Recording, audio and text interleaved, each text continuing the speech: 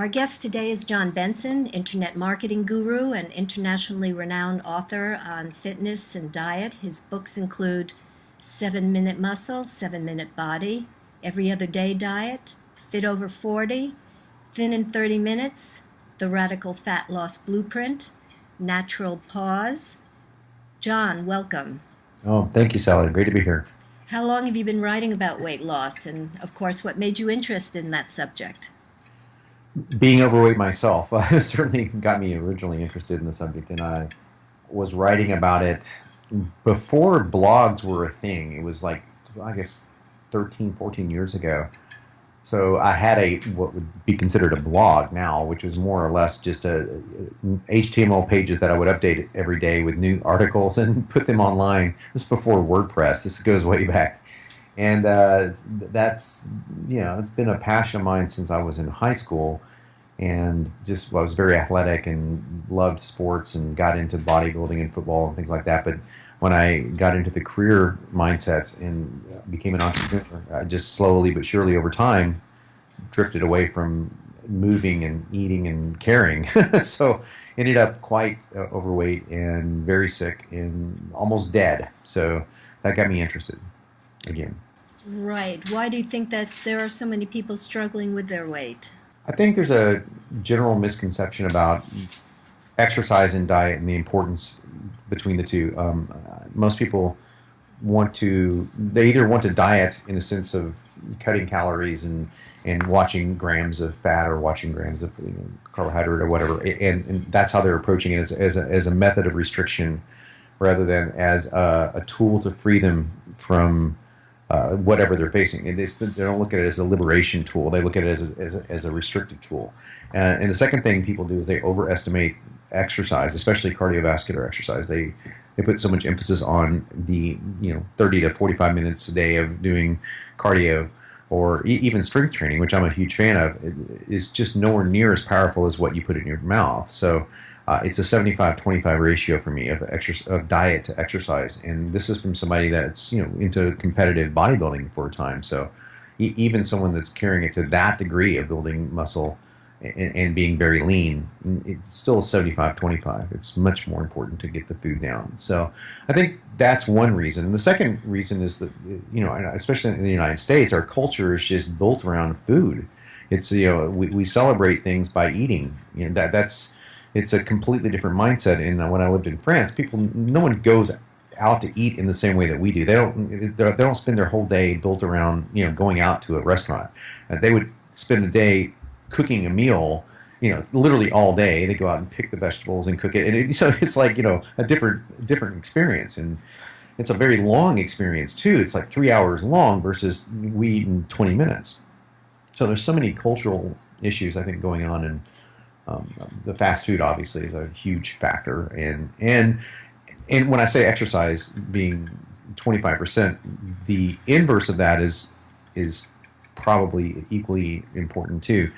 While exercise itself is not the biggest thing for me, non-exercise, non-movement is certainly a huge thing. So the body, just when it sets down, is like they say, setting is the new smoking. So setting down all the time and being sedentary is certainly a massive contributing factor to this. But the point is that you don't need to move that much to get the benefits of the exercise that you want. Right. Of course, the more overweight you are, the less inclined you are to exercise. Mm-hmm. I've been reading about your concept of intermittent fasting. Can you tell the audience about it? Yeah, so the intrigue for me when I went from obese to fit was, first of all, what, other than sitting around and eating pizza all day, I mean, obviously that was a big factor, but what was the genetic driver to doing that? Why did I all of a sudden start craving this food, and how was it, 100,000 years ago? How did we move, and how were things different? And I got really into paleo before paleo was a term that people got into. I interviewed one of the first guy to write a book on paleo that I know of, before Dane, before everyone, and just got into the concept of eating more like we did way back when. And was fascinated by the promises of that, and Weston Price's research and things of that nature, and also my own intuition, my own body intuition of leading me away from grains and leading me toward more fats and proteins just felt good. My body responded to it, and I was like kind of puzzled because during this time, the big thing was a low-fat diet, and I was coming off of having a heart attack, and everyone was like, "Oh, you've got to get your fat intake down." Well, I reversed heart disease on a 65% fat diet.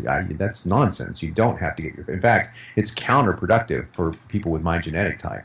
So I got really into why that was the case, and what I found out just from doing as much study as you can. I mean, we don't know the exact facts. That's why we can't say exactly what did our ancestors eat, but one thing we know for sure is they didn't eat consistently. We know that for sure. No one had this. There wasn't 3 square meals. That was a phenomenon built around the Industrial Revolution. That didn't even happen even until very modern times. So the concepts of eating extremely specific calories every like breakfast, lunch, dinner just wasn't a thing for the most of our time on planet Earth. And that led me to the concepts of intermittent fasting. And for me, it's not fasting like you don't eat food entirely. You just cut your calories way down.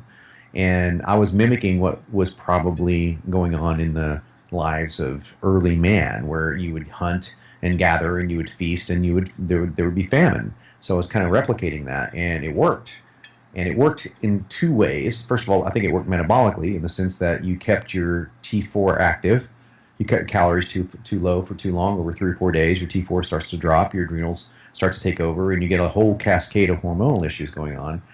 And leptin, which as you know is a fat-burning hormone, that decreases massively. So you get a lot of hormonal things going on when you try to cut calories for too long.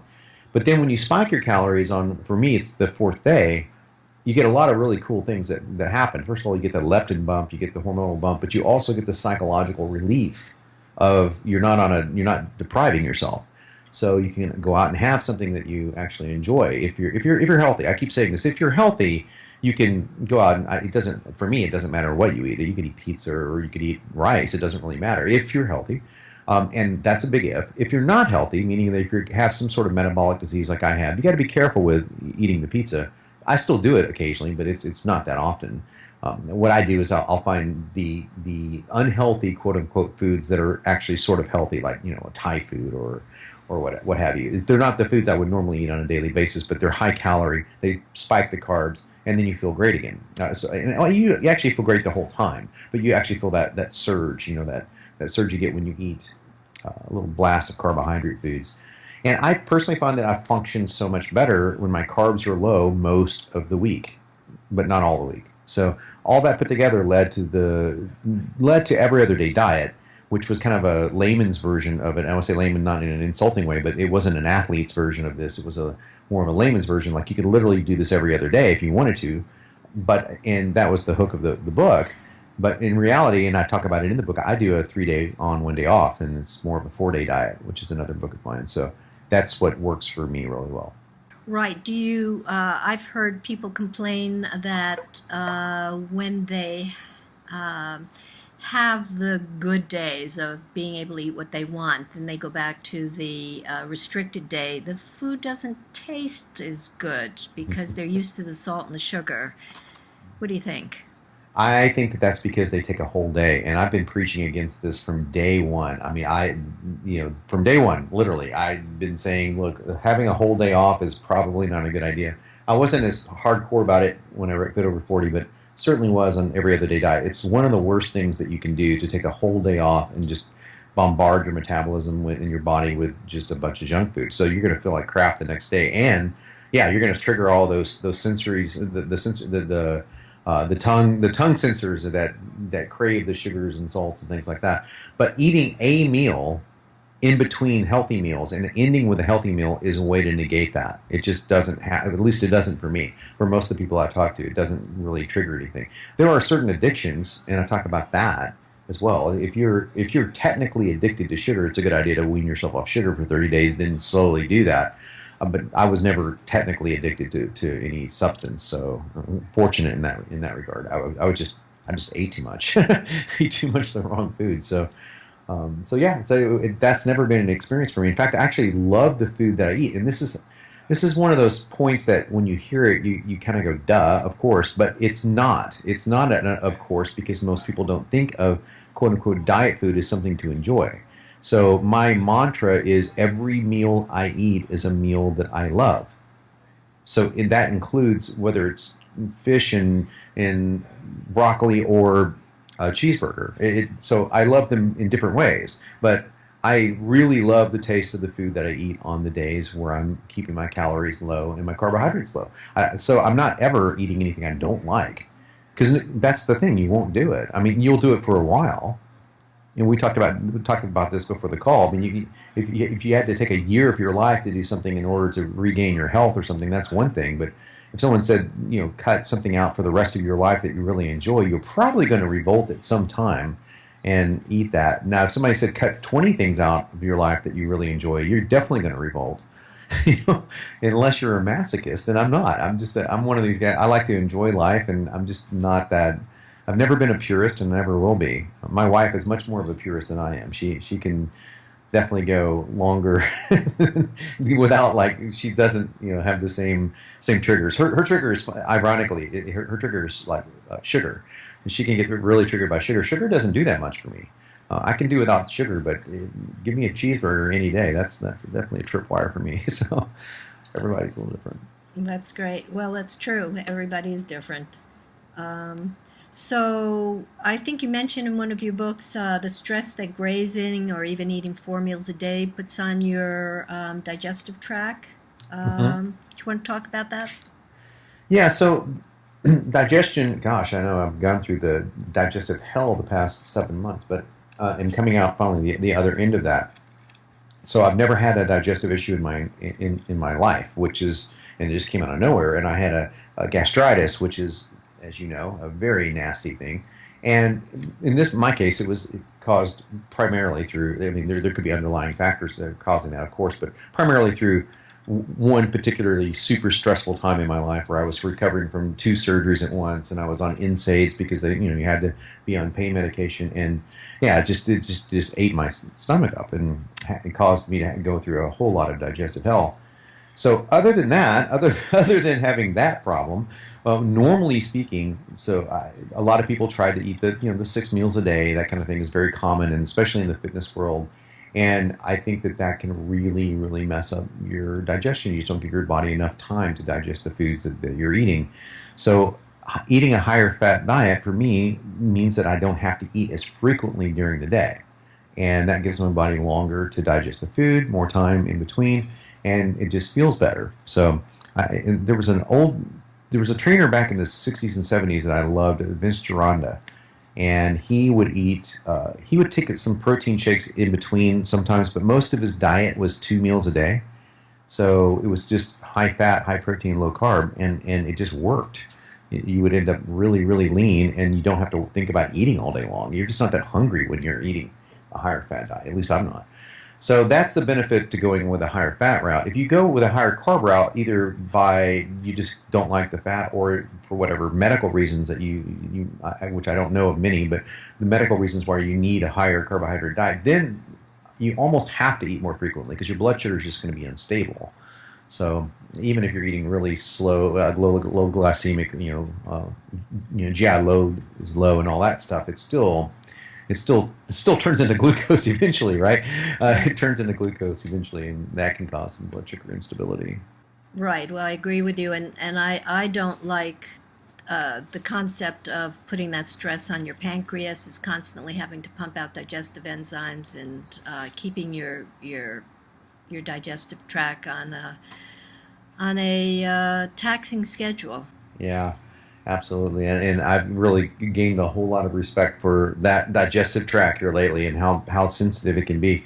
Even with someone that I used to say I have a cast iron stomach. My dad did, I did, until you don't, and then once you don't, it's like, it can be like, as you probably know, I mean, of course, being a doctor, it can be a slow process that just kind of catches up to you over time, or it can be something that's acute. Either way, for me, it seemed like it was an acute thing, but either way, it's like once that system goes, it's hard to get it back. So you definitely want to be careful with your digestion, definitely. John, tell us about Natural Pause. It's probably the worst name I've ever come up with because no one can say it right. Naturopause.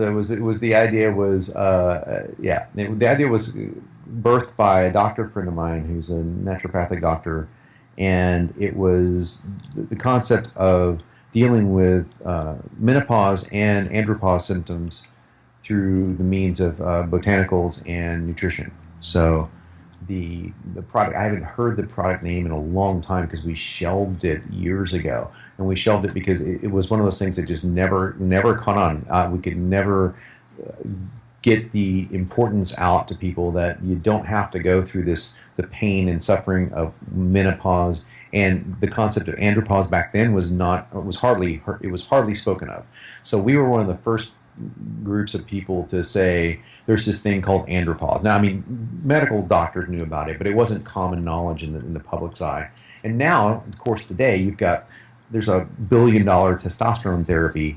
HRT is a $1 billion industry, or almost a $1 billion industry, and so it's much more prevalent today than it was back then. So we were taking a natural approach to it to see, if we could kind of help people get through that time, which usually ends, as you know, is your late 30s to late 40s, depending on male or female. And that's a really rough transition. Your hormones go completely bonkers, and it's difficult, especially for women, to get through that time without going through some really massive depression and massive mood swings and things like that. So Holly was one of the best doctors at dealing with it. And that was the intention of the product. It was an audio product. It wasn't a supplement. Although we had a supplement back into it, it was more of a way of approaching things that was really holistic. So that was what that was about. Right. Well, maybe time to resurrect that because wouldn't you agree that those years where the hormone changes does affect the accumulation of pounds? Oh my gosh! In a huge way. It's for men. I mean, so I went through andropause at 27. Not really. I had a pituitary problem when I was in my mid 20s and ended up losing pituitary function. So basically what that is your pituitary gland controls a lot of the hormones that we're talking about, testosterone and growth hormone and things like that. So I had the testosterone of a 90-year-old when I was 27 years old. It's crazy. I didn't know what was going on, but I had no thyroid production. I had no my growth hormone was nil. I mean, all these important hormones, IGF-1, just down to zero, and we just figured it out by reverse tracing what was going on. So I had a lot of sympathy going into this because I've been dealing with having to supplement HRT. It wasn't even called HRT back then. From the time I was 27 on, just my body doesn't make those hormones. So I wanted to say, hey, for someone that doesn't have a completely screwed up pituitary gland and you can't make the hormones, what do you do? And that's the vast majority of people, of course, that they don't have those kind of issues. And that's what led me to Holly, and it led me to talk about this. But yeah, without, for men, without your testosterone levels at a healthy, I think an optimal level. I lean toward optimum versus clinically normal, meaning I like to see my testosterone level around 800 rather than 400. I feel better, and there's not that much of a physical difference, but you feel a lot better. But yeah, it's definitely quote unquote anti-aging, and it's certainly helpful to burn body fat, to empower you to get through the gym workouts and things like that. The same thing goes for women. When menopause hits and the hormones decline, I mean, it throws your body into all kinds of crazy stuff. I mean, it's like, it's something that can really affect I think it's more mental than anything for women. I'm not saying that the symptoms are mental. I'm saying that the most amount of devastation that goes on is mental. It's very, very difficult from what I understand from the many, many women we interviewed. It's very challenging. And that can that part of it can lead someone into eating comfort food all the time and craving sugars and things like that. So I think it has to be addressed, and I don't think the way HRT currently is going on is the best way. There's a lot of bad advice out there about that, but Some people have to do it, and that's cool. I'm one of those people, but other people can get by with not doing that. They can get by with clever supplementation and training, and you can really make that transition pretty smooth. I mean, it's going to happen. The transition is going to happen, but I do believe that keeping your hormones as optimal as possible is a good thing, assuming that you're doing it in a safe way. Absolutely. Hormones are very important. Yeah. Yeah. Yeah, my endocrinologist said you are your hormones. He was when I was 27 and going through this. He said I could literally give you a cocktail that would change your entire personality. And so people think of hormones as kind of like a little bitty adjunct to your body's health, when in reality, I mean, they are the governors. They are controlling a lot of what's going on underneath, behind the scenes. And so, yeah, I'm a big believer in optimizing them just in a safe way. And so my hesitancy to say optimizing hormones is that so if a guy's listening to this, he's going to go off and start injecting 200 testosterone or something, or 200 milligrams of testosterone a day or whatever, to try to, and that's not what I'm saying. That's not what I'm saying. But yeah, I think there's some really good doctors out there that work with optimizing hormones and making sure that all of your cardiovascular and cancer markers are right in line. And I would love to say this one last thing about this, specifically regarding testosterone. And I don't know if this is geared toward more men or women, but or if it's an equal audience. But for testosterone, there's so much interesting data out there that low testosterone is equally dangerous, if not more so, than high testosterone for cardiovascular risk. So your body seems to be programmed from a genetic point of view to start slowly dying when you hit middle age. I mean, and it makes complete evolutionary sense. If you go back in time, no one lived. The average lifespan was 28 for the vast majority of our time on Earth. 48. No one planned to live that. Genetically speaking, you weren't really designed to live that long. And it certainly didn't happen on a frequent basis, so it's not surprising that these hormones would completely start slowing down, and your body would basically go into, we're going to prepare to hibernate for the rest of your existence, the rest of eternity. How would that look if you were going to hibernate for all of, in other words, die? Well, your hormones would start going down, and the things that make you feel young and powerful would start decreasing. And that's what's happening, along with all the estrogen mimickers we have in the environments and foods and plastics and all sorts of things. I mean, so yeah, I think that it's a really good strategy to in a safe, insane way with a doctor to fight against that, to say, I'm going to buck the genetic code. And yeah, so far it's working for me, and it's working for a lot of other people. Absolutely.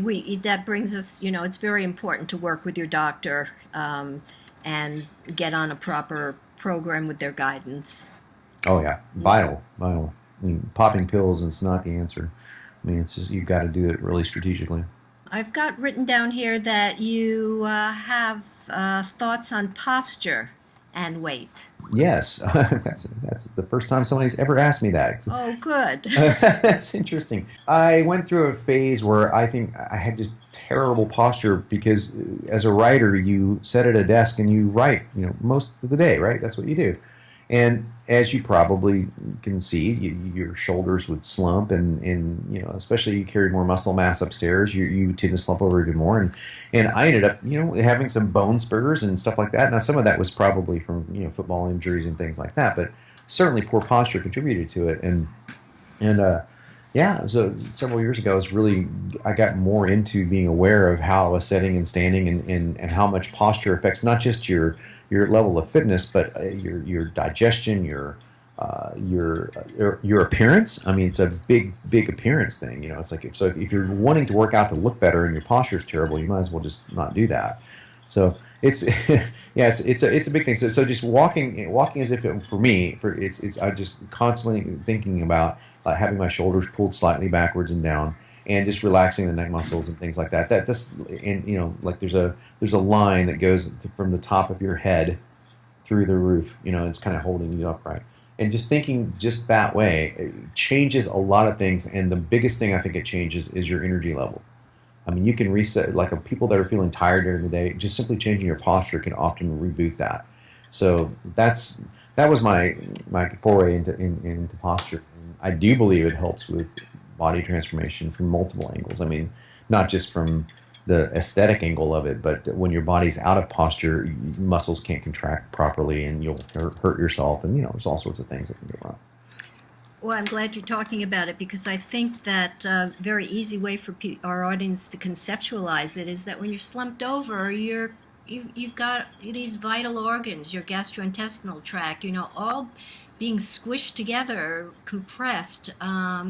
Their blood supply is being compressed. The lymphatic system is being compressed. When you stand straight and elongate, you're giving space. You're giving space for those processes to function more, almost liberated. So I think your concept of posture in so many ways is very important. Oh yeah, thank you. Space is the operative word. Yeah, it's just giving your body the space and energy it needs to function properly. It doesn't take a rocket scientist to figure out that you weren't designed to slump. I mean, the one thing that scares me to death about the way that most people are aging is the fact that if you look at someone, the typical 70-year-old, 80-year-old, 90-year-old, they're slumping more and more as those decades pass.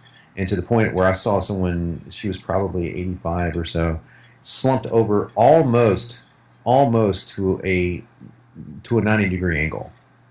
As if her head was literally almost looking straight down. That's just, and people think, well, that's osteoporosis, that's that. No, it's just not normal. That can be prevented, in my personal opinion, unless you have some of course you have diseases, that some bizarre bone disease maybe, but the majority of cases that can be prevented. And you can see people, Jack LaLanne was one of those people. He was 90 years old. He had perfect posture. So it's like it's completely possible. And I think that giving people that vision is really important. Excellent. So we're running down in time. What do you think? Can you give us your maybe top 2 key points that you want people to go home with? Sure. Top point number 1 is that diet is more important than exercise, but exercise is important. So that's kind of what I'm saying. I'm not, as someone that loves to lift weights, obviously I love exercise, but I'm doing exercise as a prescription. I've been using that term for years, prescriptive training. You want to go in and do the least amount of work that you need to do to stimulate the most amount of hormonal and biochemical changes. That's all exercise is supposed to do. Other than that, I walk. And I've been out of walking for quite some time now because I've been moving and all that kind of stuff, and I miss it. So my wife and I are going to start walking. And just walking, brisk walking, is a wonderful form of exercise. It doesn't matter that it sounds lame. It's really quite effective at burning fat. When you combine it with intense, very brief exercise, which is what I do in the gym, that's the best way to train. 75% of the efforts are going to be at the dinner table, so to say, at the kitchen table. It's got to be the food that you're eating. And so the second take-home point is you don't have to do away with the foods that you love. You just want to eat them at strategic times. So cutting your calories and carbs down for 3 days and bumping them up on the 4th day is a very easy way to do that, because anyone can do anything for 3 days. And you never feel like you're that far away from having anything that you want. So just those kind of simple lifestyle changes can go a long ways into making you feel better and look better.